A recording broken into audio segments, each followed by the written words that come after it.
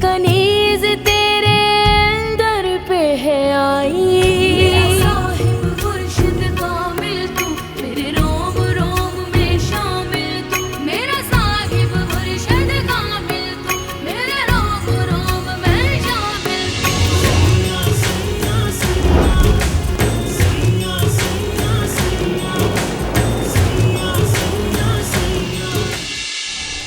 मलका, मलका, ऐसा क्या हो गया था तुम्हारी बेटी को? इनकी बेटी नूर अफरोज को आपके भांजे और मेरे भतीजे पीर साले ने अगवा कर लिया था।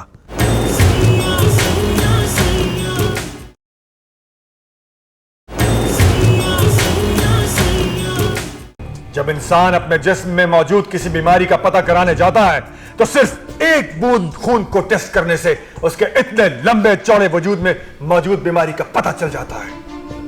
पूरा खून नहीं निकाला जाता।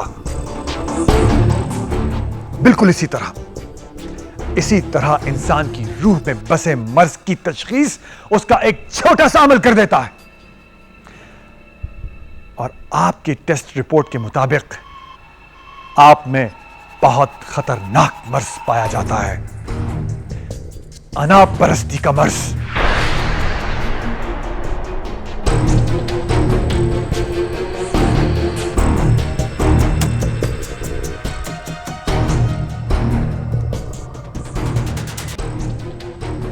आपने नूर अफरोज के गेस्ट रूम में शिफ्ट होने को अपनी अना का मसला बना लिया और उसे सबक सिखाने के लिए पीर साले के घर भेजा ना?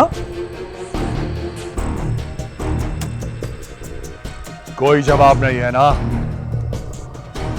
मैं देता हूं जवाब।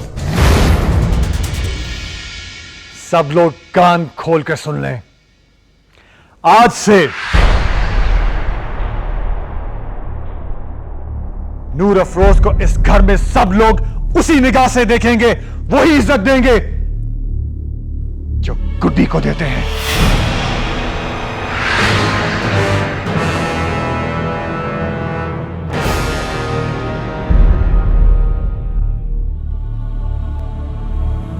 आज से नूर अफरोज मेरी बेटी की तरह लक्की महल में रहेगी। और अगर उसे यह मकाम देने में कोई तकलीफ हो रही हो तो उसे मेरी लयपालक समझ लें।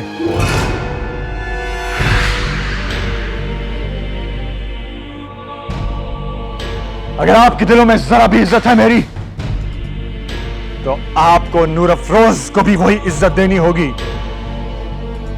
उसके साथ होने वाली ज्यादती का यही इजाला है।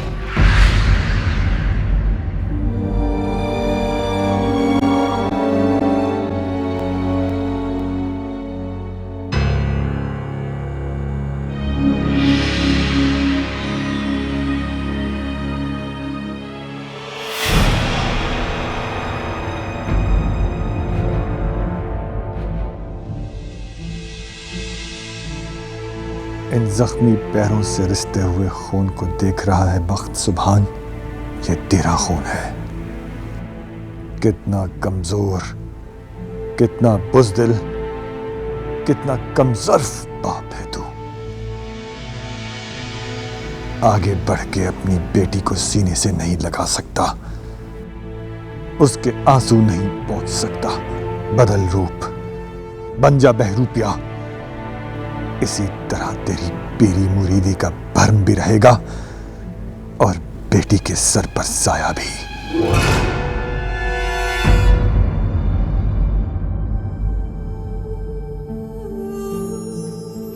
बेटा, तुम्हें किसने कहा आने को बाहर? तुम्हारे जख्म अभी ताजा हैं।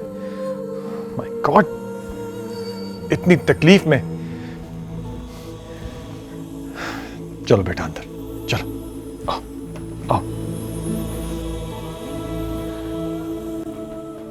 आराम से। इतनी जिल्लत, इतनी तौहीन एक मुरीदनी के लिए?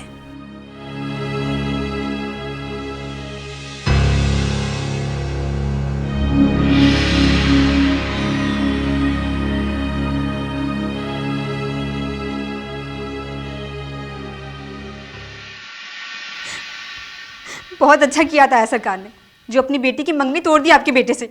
भेड़िया है वो, इस घर में किसी की भी बेटी महफूज नहीं। शरीफ घर का बेटा बनना उसकी किस्मत में था, सो उसे मिला। पर शरीफ घर का दामाद बनने के लिए उसे अपने अमाल भी वैसे करने होंगे जो वो कभी नहीं करेगा। क्या सोचते होंगे गांव के लोग, क्या सोचते होंगे हमारे बारे में कि हम माँ बेटियां अपने घर के मर्द के लिए पराई बेटियां घेरती हैं। बस कर दे राबील, 2 घंटे से मैं तेरी बकवास सुन रही हूं। तूने तो सारे किए कराए पर झाड़ू फेंक दिया। वो कौन सी नवाब की बेटी थी? 2 टके की मुरीदरी की लड़की की इज्जत बचाने के लिए तूने अपने घर की खुशियां तबाह कर दी। 2 टके की मुरीदनी की बेटे की इज्जत कोई मानी नहीं रखती आपकी नजरों में? हाँ, नहीं रखती। ये अपने गांव गोठा में न जाने क्या क्या गुल खिलाती हैं। इनके लिए तो एजाज होता है पीर का हाथ भी थाम लेना। ओ खुदाया अम्मा, मैं पागल हो जाऊंगी आपकी ये बातें सुन सुन के। आपने तो अपने बेटे के सारे गुनाह छुपा दिए। उसके अगर करतूत अच्छे होते ना तो आज दस्तार भी संभाल के बैठा होता, अपने ताया का दायां बाजू बनकर राज कर रहा होता पूरे खानदान पर। शिराज ग्रुप ऑफ कंपनीज के फकत 30% का हिस्सेदार ना होता। गांव वाले अलग पैर धोते और शहर में अलग नाम होता। माँ बाप के हिस्से से जो इज्जत विरसे में मिली थी वो दौलत के साथ साथ 4 गुना हो चुकी होती। मगर उसके तो लक्षण ही बुरे हैं। और इस बुरे लक्षण वाले बेटे को मेरे मासूम फरिश्तों जैसे ताया की बेटी सूट नहीं करती अम्मा। तो क्यों डाले अपनी बेटी एक बदकार और आवारा की झोली में? सिर्फ इसलिए कि उसकी माँ ने बचपन में जुबान दे दी थी, या सिर्फ इसलिए कि मेरा भाई ताया सरकार का दामाद बनकर उनकी गद्दी और दौलत पर राज करना चाहता है? राबील, शायद तुम्हें यह खुशफहमी है कि मेरी मंगनी के साथ साथ तुम्हारी मंगनी भी टूट गई है। तो ऐसा कुछ नहीं होगा। मेरी शादी तो होगी ही होगी, मगर उससे पहले तुम्हारी शादी होगी। एहराम का फोन आया है, अगले हफ्ते आ रहा है वो, अपनी तालीम मुकम्मल करके। ये तुमने क्या किया है पीर साले?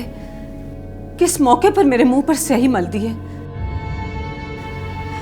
मैंने तो सोचा था कि बेटी को शादी के इंतजार के नाम पर बिठाने का शिकवा करूंगी तुम्हारे ताया से, लेकिन मैं तो उसे मुंह दिखाने के काबिल भी नहीं। मैंने वो किया है जो हर दूसरा जमींदार करता है, कुछ नया नहीं किया। और फिर वो बचाकर ले गया था ना उसे, कोई नुकसान नहीं पहुंचा। शर्म कर बेशरम, जवान बहन के सामने इस तरह की बातें करता है, तुझे शर्म नहीं आती? बहन खुद बेशरम है, इससे पूछिए, इसे शर्म नहीं आई 2 टके की मुलाजमाओं से इश्किया गुफ्तगू सुनते हुए? चादर पहन के लखी महल जाकर वावैला मचाते हुए? वो बात भी छोड़े, इसे शर्म नहीं आ रही थी ताया के सामने ये सारी बातें करते हुए? ओ मेरे खुदा, मेरा दिमाग फट जाएगा, मैं नहीं सुन सकती ये सब। आपकी वजह से, खुदा की कसम सिर्फ आपकी वजह से इसे छोड़ा है, वरना आज इसके नाम का मातम हो रहा होता। जो जिल्लत मैंने इसकी वजह से देखी है, कयामत तक नहीं भूलूंगा।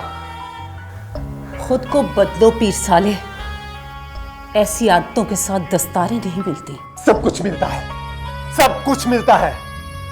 ताया सरकार का गुस्सा ठंडा हो लेने दे, रोना धोना ढालकर माफी मांग लेंगे, लेकिन इसको खूंटे के साथ बांधने की तैयारी करें। अगर इसको पढ़ने का ज्यादा ही शौक है ना, तो एहराम खुद पढ़ा लेगा इसे। पता नहीं क्या सूरत हाल बैठती है। सूरत हाल कैसी? लड़की मैंने उठाई है, इसने नहीं। इसकी शादी तो नहीं तोड़ेंगे ना?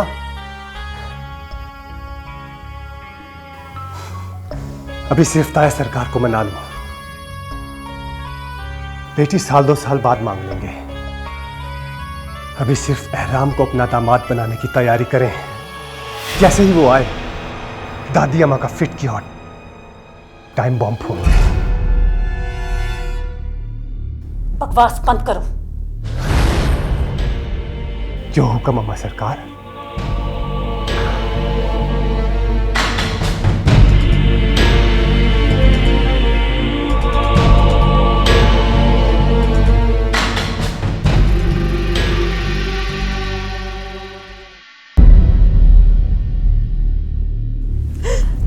कर दें अम्मा, कितना टेंस माहौल हो गया है हमारे घर का। अब्बा है कि अंदर आ नहीं रहे और एक आप है कि आपको देख के मेरा दिल घबराया जा रहा है। मैं तो जैसे हैरान ही रह गई। लग रहा था जैसे कोई नया पीर बख्श सुभान मेरे सामने खड़ा है। इतनी तेज आवाज मैंने कभी पहले नहीं सुनी। इतना सख्त और अजनबी लहजा, इतनी हकारत मेरे लिए, वो भी खादमाओं के सामने। उफ अम्मा, कितनी बार जिक्र करेंगी आप इस बात का। वैसे आपस की बात है कि आपने ज्यादती ही है उसके साथ। अब कितना बुरा हाल किया साले भाई ने उसका, आप देखेंगी तो ही पता चलेगा ना। मार मार के नीलो नील कर दिया निमाड़ी को जी पीर साले ने। अल्लाह ने पराई बच्ची की इज्जत बचा ली। आप बड़े सरकार की तरफ से दिल छोटा न करें जी। आपको तो पता है ना, बेटियों के मामले में उनका दिल बहुत नरम है। और अब पराई मासूम बच्ची का हाल ये देखकर उनको तरस आ ही गया जी। वाह काली वाह, सरकार का झुकाव देखते ही तेरा तो अंदाजे गुफ्तगू ही बदल गया। कल तक तुझे ही इसके किरदार पे शक था। तू ही कहती थी कि गुड्डी को उससे दूर रखें। अब वो सती सावित्री हो गई है। ना बीबी ना, मेरे मुंह में खाक। मैं कभी आपके खिलाफ जा सकती हूँ? वो तो वैसे ही मुझे उस पर तरस आ गया। आपने उसे गुस्से में देखा नहीं जी, चीख मार मार के बेहाल हो गई थी जख्मों में दर्द की वजह से। आखिर गलती तो हमारे खानदान की लड़की की है ना जी। शुक्र करें बचत हो गई, वरना जलील हो जाते, सरकार के सामने अलग और जमाने के सामने अलग। चले अब आप उठें, अच्छे से तैयार हों, सरकार अंदर आने ही वाले होंगे।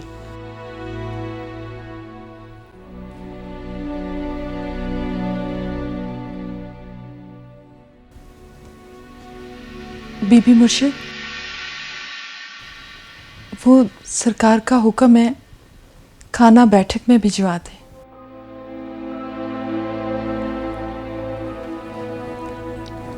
भिजवा दो, मैं क्या कह सकती हूँ। वैसे भी इस घर में अब नए नए रिवाज ही पड़ने लगे हैं। जी, जो हुक्म।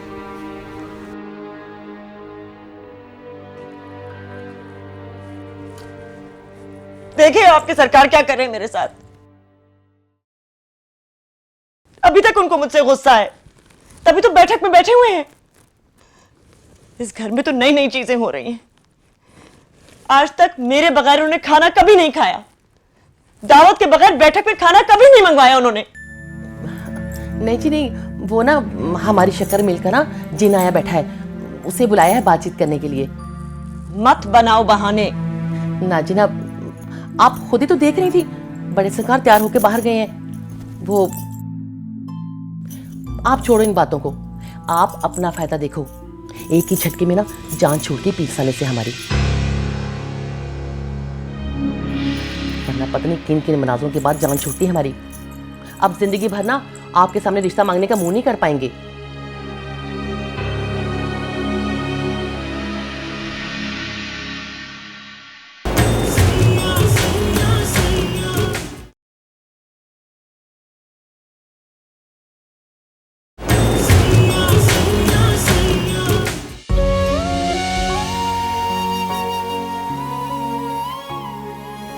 सब लोग कान खोल कर सुन लें। आज से नूर अफरोज को इस घर में सब लोग उसी निगाह से देखेंगे, वही इज्जत देंगे जो गुड्डी को देते हैं। आज से नूर अफरोज मेरी बेटी की तरह लक्की महल में रहेगी। और अगर उसे यह मकाम देने में कोई तकलीफ हो रही हो तो उसे मेरी लैपालक समझ लें। अगर आपके दिलों में जरा भी इज्जत है मेरी, तो आपको नूर अफरोज को भी वही इज्जत देनी होगी। उसके साथ होने वाली ज्यादती का यही इजाला है।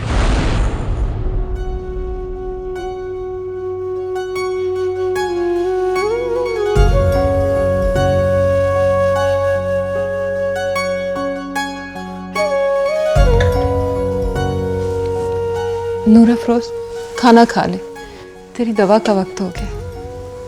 अम्मा, मेरा बाप कैसा दिखता था? फजूल बातें मत कर, खाना खा ले और दवा लेके सो जा। आज ना टाल अम्मा, आज मुझे दिल से उसकी जरूरत है। जिस शख्स को मैंने पूरी जिंदगी नहीं देखा, आज वो मुझे दिल से याद आ रहा है।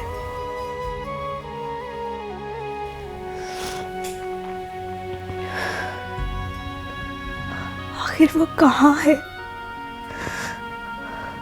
अल्लाह जाने उसे मेरे पैदा होने का पता भी है या नहीं।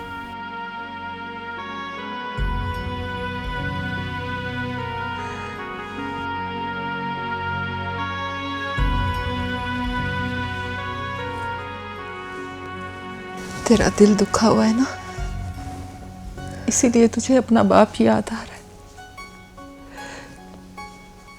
बेटियों को मोहब्बत की गर्मी माँ की गोद से और हौसला बाप के साए से मिलता है। तुझे पता है अम्मा, जब बड़े सरकार कह रहे थे कि नूर अफरोज को मेरी बेटी समझो, तो मेरा दिल चाह रहा था कि काश वाकई में इनकी बेटी होती। कितना अच्छा लगता होगा ना गुड्डी बीबी को इतने शानदार आदमी की बेटी होना। जो शख्स गरीब मुरीदनी की बेटी के लिए अपने घर में लड़ सकता है, अपने रिश्तेदारों से वास्ता तोड़ सकता है, वो अपनी बेटी के लिए क्या कुछ नहीं कर जाएगा। ऐसा बाप किसी चट्टान से कम नहीं होता अम्मा। दुनिया के हर दरख्त से भी घना उसका साया होता होगा। बस कर नूर अफरोज, जरूरी नहीं कि हर चट्टान जैसे शख्स को अच्छा बाप बनने की किस्मत इजाजत देते। जैसी औकात हो वैसे ख्वाब देखने चाहिए।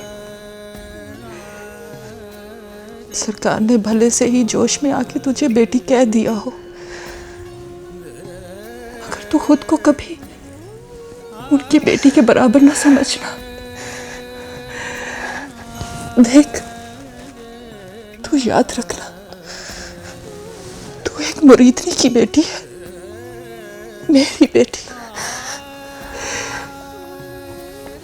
और मुरीदनी की बेटियां बीवियों की बेटियों की बराबरी नहीं करते। कमज़ात लोग अगर मुर्शिद के साथ बराबरी करने बैठ जाए तो कमीने कहलाए जाते हैं। मैं अंदर आ जाऊं? आए गुडी बीबी।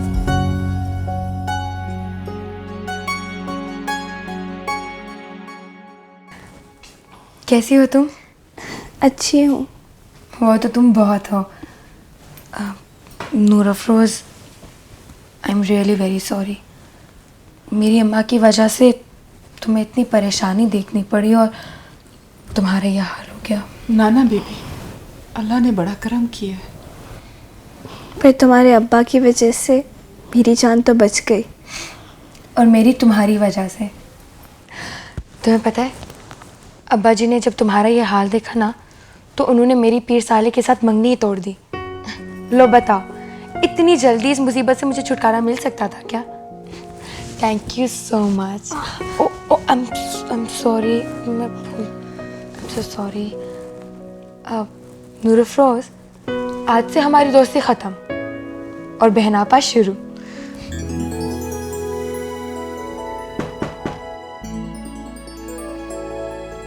मैं अंदर आ सकता हूँ? जी बाबा, आ जाए।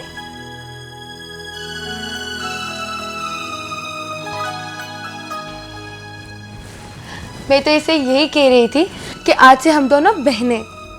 मैं जानता था, मेरी बेटी अपने बाबा का कहना जरूर मानेगी। लो भला, आपकी बात कोई रद्द कर सकता है? आज मैंने पहली मर्तबा अपने बाबा को किसी एंग्री यंग मैन की तरह हीरो बनते देखा है।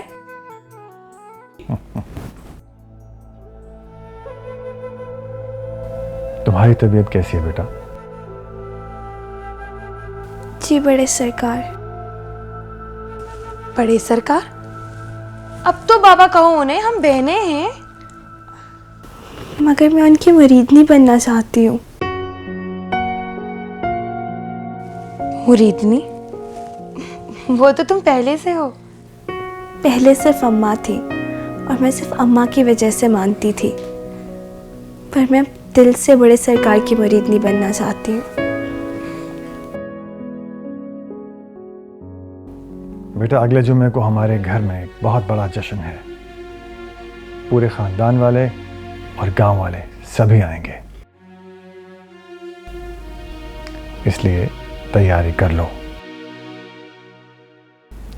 और बेटा, जिस डिज़ाइन के कपड़े आप अपने लिए बनवाएं, नूर अफरोज के लिए भी वैसे ही डिज़ाइन के कपड़े होने चाहिए। बल्कि मेरा ख्याल है कि मौसम के हिसाब से भी उसके कुछ कपड़े बनवा लो। वो तो सब ठीक है बाबा, लेकिन हमारे घर में जश्न किस बात का? एहराम आ रहा है बेटा, अपनी पढ़ाई मुकम्मल करके। और हमारे ख़ानदान की रवायत है कि ऑक्सफोर्ड यूनिवर्सिटी से जो भी अपनी पढ़ाई मुकम्मल करके वापस आता है तो ख़ानदान में ऐसे ही जश्न मनाया जाता है। वही जश्न ना जिसमें आपने खाला को छोड़कर मेरी अम्मा को चुना था? ये तो बहुत पुरानी बात है बेटा। हमारे बाबा से हर बात की जा सकती है, बस अम्मा से की जाने वाली मोहब्बत का जिक्र गोल कर जाते हैं ये। तुम जश्न की तैयारियों पर ध्यान रखो और कोई कमी नहीं रहनी चाहिए, ओके?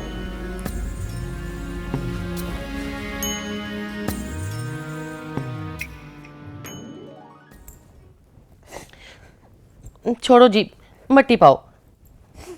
जो होना था सो हो गया।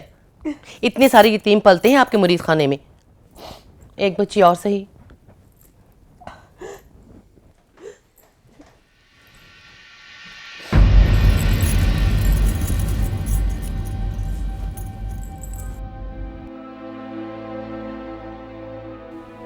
आने वाले जुमे को एहराम वापस आ रहा है। जश्न के लिए खानदान भर में पैगाम जाने चाहिए और घर में मुलाजमाओं और मुरीदनियों के कपड़ों की तैयारियां भी शुरू हो जाएं तो अच्छा है।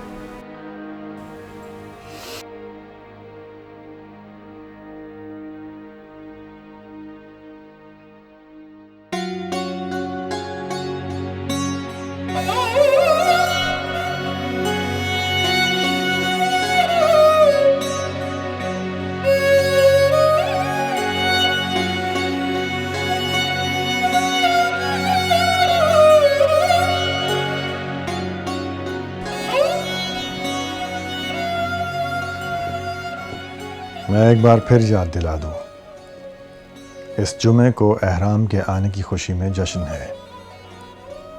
तैयारियां शुरू हो जानी चाहिए। आप कहाँ जा रहे हैं सरकार? किसी ऐसे कमरे में जहां घुटन ना हो।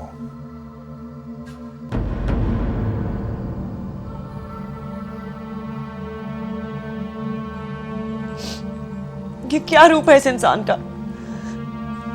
क्या कहेंगी बांदियां, क्या कहेंगे लोग? मेरी क्या इज्जत रह जाएगी खानदान वालों के सामने? इतनी जिल्लत।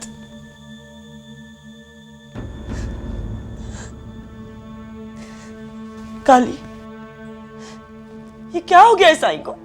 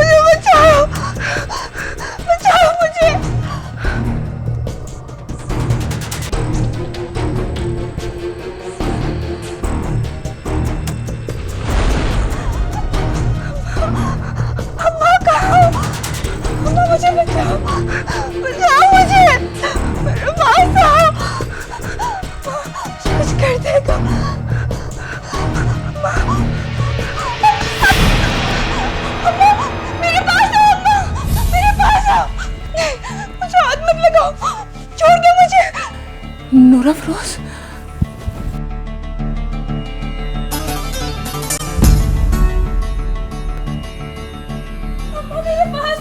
नूर अफरोज, नहीं मैं यहाँ हूँ तेरे पास मेरे बच्चा। छोड़ो छोड़ो मुझे, नहीं अम्मा, नहीं छोड़ो, मैं ऐसी लड़की नहीं हूँ, मैं ऐसी लड़की नहीं हूँ। नूर अफरोज खोलो, दरवाजा खोलो, दरवाजा खोलो।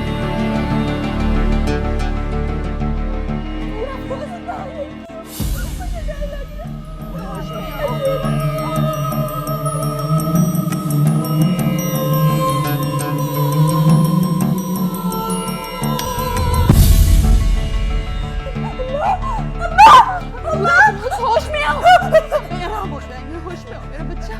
पूरा नहीं, छोड़ो छोड़ो मुझे, छोड़ो छोड़ो, होश में आओ, छोड़ो।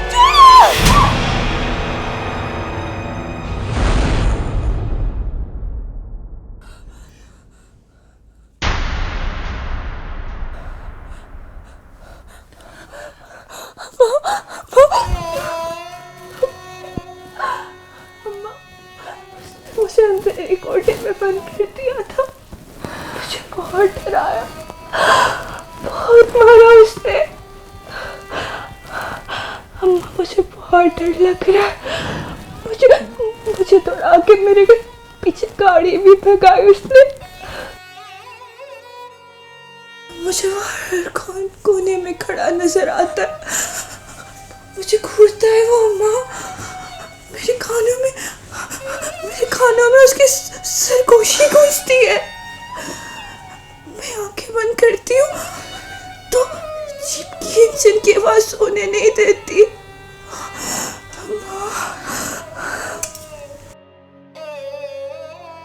बेटियों पर हाथ नहीं उठाते,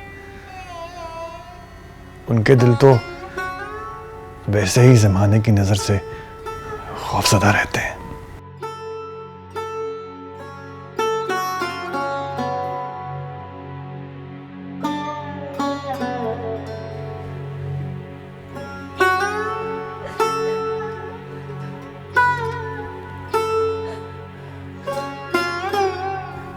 अब मत रो बेटा,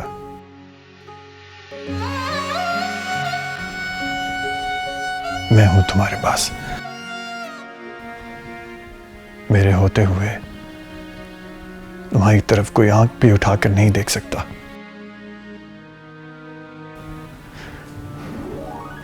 और अगर फिर भी कोई ये हिम्मत करने की कोशिश करे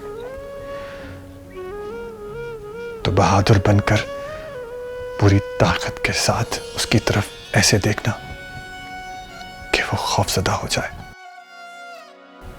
क्योंकि ऐसे वार करने वाले लोग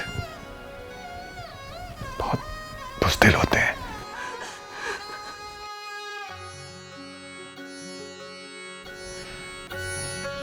फिर मैं तो हूं ही यही, तुम्हारी एक आवाज पर तुम मुझे अपने पास पाओगी। बस करो, जो हुआ उसे भूलने की कोशिश करो, सो जाओ।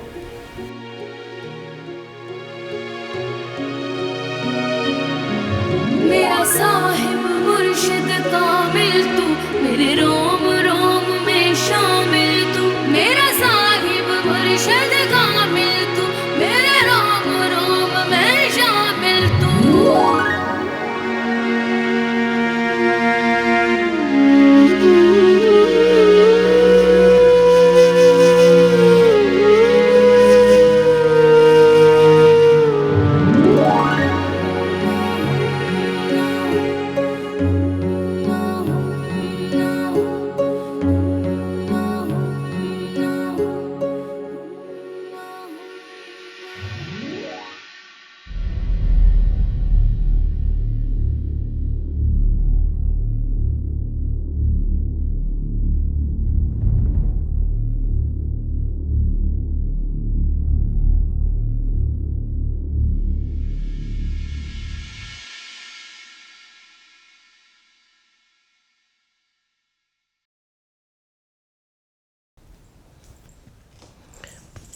मैं अंदर आ जाऊं?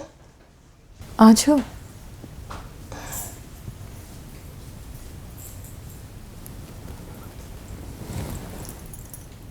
तू अभी तक जाग रही है? मेरा मतलब है तुम अभी तक जाग रही हो?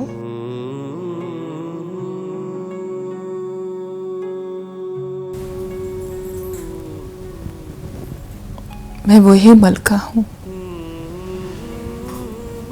तेरे लबो लहजे में जो अपनायत है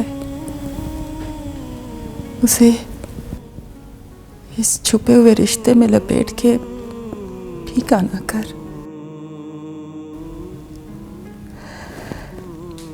बस मेरी किस्मत का सितारा गर्दिश में निकला तो रास्ता ही भटक गया।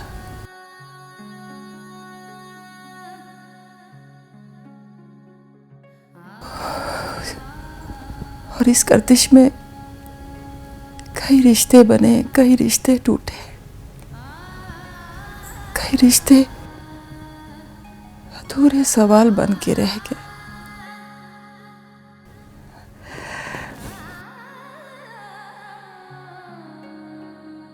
तो इन सब में उलझ के खुद को परेशान ना कर। तू मुझे वैसे बुला जैसे बुलाती है। सरकार की ख्वाहिश है कि मैं तुम दोनों को उसी तरह बुलाऊं जिस तरह सरकार के घर वालों का हक है।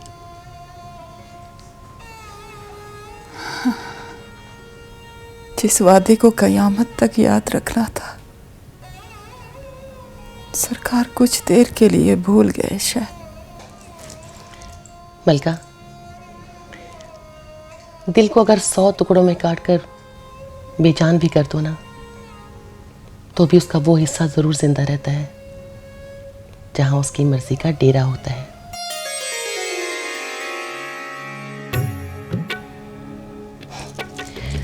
अक्सर हालात और किस्मत उसे आबाद नहीं होने देते, मगर वो हमेशा ताक में रहता है। उसे हुक्मरानी का बड़ा चस्का होता है। अक्सर तो इंसान ने उसे अपने बस में किया होता है, मगर कभी कभी वो इंसान को अपने बस में कर लेता है।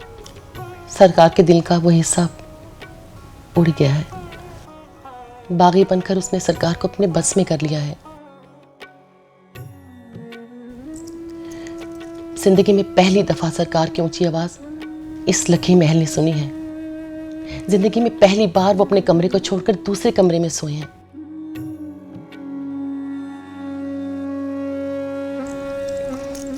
सरकार की दिल की ये मनमानी इस खानदान को और इस खानदान के दस्तार को बहुत महंगी पड़ने वाली है। मैं जानती हूँ आज वो अपने कमरे में नहीं सोए। तुझे कैसे पता चला?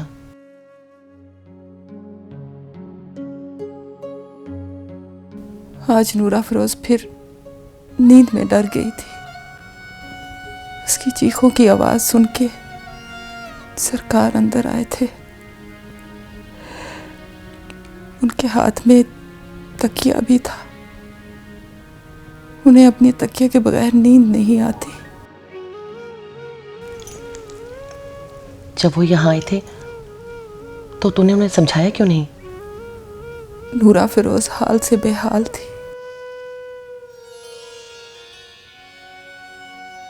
अल्लाह गवाह है बहन काली,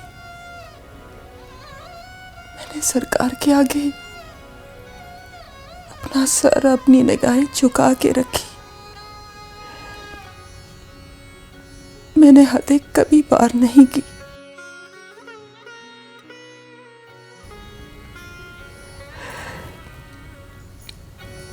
मैं बीबी मुर्शिद की कनीज हूं। अगर उनकी तकलीफ की वजह मैं हूं तो मैं उनके पैर पकड़ लूंगी। सरकार ने जब भी बोलने की इजाजत दी, पहली अर्जी बीबी मुर्शिद के साथ सुलह की डालूंगी।